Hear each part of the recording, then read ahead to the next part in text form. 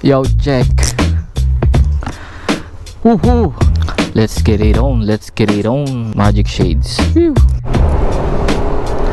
So what's up mga Padino? So magpapakabit tayo ng seat cover natin dito sa ating NMAX dahil butas-butas na yan. Ayan no. Meron lang yung anti-pusa pero butas-butas na yan no. Maliit lang na butas dati. Syempre, the more na nauupuan, nababanat yung cover. So kaya lumaki siya katagalan. Kakabili tayo ng cover sa Shopee, yung liha type na may tahe. So mura lang yon. Lagay ko dyan yung link sa description para kung trip nyo rin bumili is bumili na rin kayo. May isa pa tayong upuan doon sa bahay, stock ng Yamaha na nakatambak. Pino-4keeps natin yon para wala lang. Baka kasi sa katagalan na gamit natin tong stock natin is maupod na yung foam niya at hindi na siya ganong katigas. Hindi na siya ganong kalambot at tumigas siya. Meron tayong pamalit. Kinikip ko lang yon na nandun sa bahay. So brand new yun mga Padi. Pero sa tao lang natin nabili. Matagal na panahon na, siguro 1 year or 1.5 year ago na. Binenta niya yon dahil nagpalit siya agad ng flat seat. Syempre tayo, kinana natin yon. Dahil alam naman natin, yung mga flat seat na yan is hindi siya advisable para sa mga long ride. Pag dumating yung pagkakataon na gusto mo nang bumalik sa stock seat na malambot na parang sopa is wala ka na nun dahil binenta mo. Conforme din kung saan mo gagamitin yung NMAX mo. Kung paminsan-minsan mo lang naman siyang gamit, okay lang na ibenta mo yung iyong stock seat at magpalit ka ng flat seat. Pero katulad sa atin na gamit natin to araw-araw sa trabaho at sa kung saan-saan gala natin, hindi pwede yung flat seat dahil matigas nga siya upuan. Dati nagpalit na ako ng flat seat, natong ata yun, pero di ako natuwa dahil nga syempre matigas. Parang sobrang baba ng riding position ko nun nung yung flat seat yung nakakabit. So ang ginagawa ko sa upuan natin, palit-palit lang ako ng cover once na masira. Time check tayo, yan o, tangin na 10:30, napakainit. Pakita ko yung wasak ng upuan ko mga Padi. Ayan dito. Wasak na wasak ang puso ni Nasty Mac. Ito yung ating anti-pusa. Yan o, Yamaha. Simple lang. Dito wala naman siyang punit, pero dito ayan o, boom. Ina mo, sigaw eh. So yan mga Padi, ito yung wasak niya. Matagal na rin to. Motosut yan o. Ginaya natin kay Motodeck yan eh. Matagal na rin to, so it's time na para palitan siya.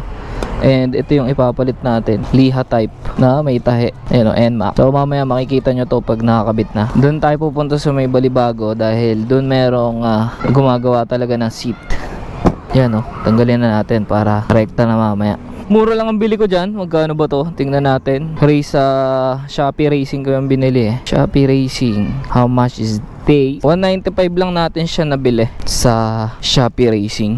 Mura, di ba? Apakainit! Noong nakaraan mga Padi, no, pumunta ako dun sa pupuntahan natin ngayon, yung gawa ng upuan. Nagtingin na ako sa kanila ng seat cover dati na ganun din, na liha type. Ang problema mo, may mga burda. So ayoko na kasi nung may mga burda. Gusto ko yung plain lang para aesthetic ba. Saka ang issue kasi nun, pag yung mga may burda, napupunit siya dun sa part na yun. Dahil na rin siguro, siyempre ang dami sinulid nung may burda na yun. Yung gilid nung pinagburdahan is manipis na yung nakakapit na seat cover o yung leather niya. Kaya dun siya napupunit. Kaya mas preferred ko yung plain lang, yung walang disenyo. May tahiman siya pero stitch lang yun para humulma dun sa upuan mo. Kaya let's go! Hindi ko lang alam magkano na pakabit ngayon no, mga Padi, yung presyo ng pakabit ng upuan. Pero siguro mura lang naman yun. Kung pwede lang stapler yung gamitin dito, no, ako na magkabit. Kaya lang, ang iniiwasan ko yung may mga may mga upi. Pangit kasi yung may mga upi, di ba? Andito na tayo sa Balibago stoplight. And malapit na tayo dahil dyan lang yun sa bandang unahan, makalagpas ng simbahan. And dyan, silong tayo dahil mainit. Wow! Mga Padi, no, kaya din papalitan na rin natin to kasi hindi na siya ganun kakapit. Parang upod na yung grip niya at madulas na siya pagka na-memoreno ko. Kaya kailangan na rin natin palitan tong bangko na to. 2 years na yata ito nakakabit dito eh. Kasi nung bago to, kinamot to agad ng pusa. Maliit lang yan dati parang gaganyan lang oh. Parang bumaon lang ng konti yung kuko ng pusa. Tapos yan, lumaki na siya katagalan. Dito yun eh. Saan yun? Yun o.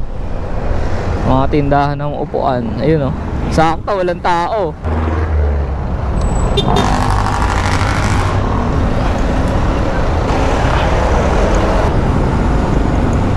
Thank you. Kaya magkano pag ano po? Papakabit ko lang. Meron akong cover. 300 po install yan. 300. Saan po lagay? Dito? Ay, kailangan ko yan. Sumara. Magic Motorcycle Accessories. At dyan yung unang proseso nga pala dito mga padi is tutungkabin ni kuya lahat ng mga stapler na nakatikit doon. Ewan ko anong tawag dyan, stapler ba tawag dyan, basta yung nakatikit dun sa ating upuan. And kung makikita nyo, may plastic na yan na nakalagay pero nabulok pa rin yung ating foam.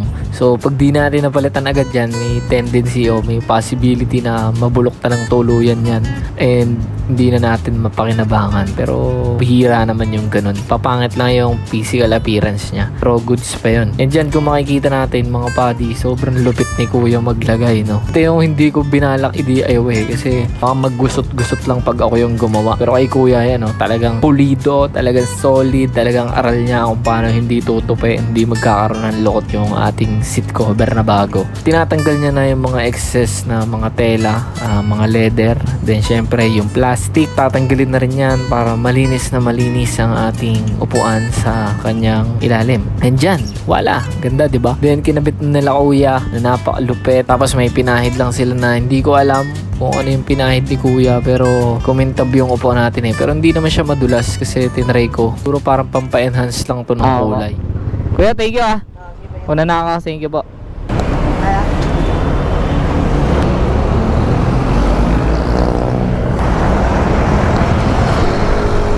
Iyon oh, bago na bar. Walang dulas. Kapit par. Tapos yung material niya parang ano eh, parang may pagkagamusa. Solid si kuya, galing gumawa, walang kaupi-upi, binasic lang. Doon sa mga normal kasi na shop, mga padi, no, hindi sila masyado sanay maglagay ng cover, kaya nagkakaroon ng upi. Doon ako pumunta sa shop na yun kasi parang yun yung pinaka main na kumbaga parang specialty nila sa paggawa, no, yung mga upuan. 300 yung labor pero okay na yun. Pogi nung upuan, men. Parang mamahalin. Tapos pala may pinahid sila na wipeout, tapos pinature nila. Hindi ko alam ano yung wipeout. Kala ko nga madulas eh, pero hindi. Siguro pampa-enhance lang ng color nung ano, nung etong seat cover natin na liha. Silong tayo dito, pakita ko sa inyo ng mas malapit, no, yung ating bagong seat cover. Pwede na yan. Ayan mga padi, tamo naman, meron siyang, eto meron yung binili ko kasi white stitch eh. Ayan, white stitch siya. Tapos ayan, magaspang siya mga padi, pero yung forma niya talaga namang the best. Ayan oh, eto yung detalye niya dito, tapos yun nandito, ito yung maganda dito eh. At meron siyang etiketa pala, hindi ko na ngayon ko lang napansin. Racing cover, o yan, tayo na, plus ano yan, 1 horsepower. Sana tumagal, no, pero feeling ko tatagal naman kasi makapal yung material na ginamit. Yung tahi naman is double siya, tinignan ko sa likod, doble. May, kumbaga may tupi pa bago yung tahi. Though hindi lang pantay yung mga tahi niya, pero it's all good, di naman papansinin yan. Ayan yun, yun na lahat yun. So dito ko natatapusin yung video ko mga padi. Maraming salamat sa tumapos ng video. Like, share, and subscribe to Automatic. I'm out. Whew!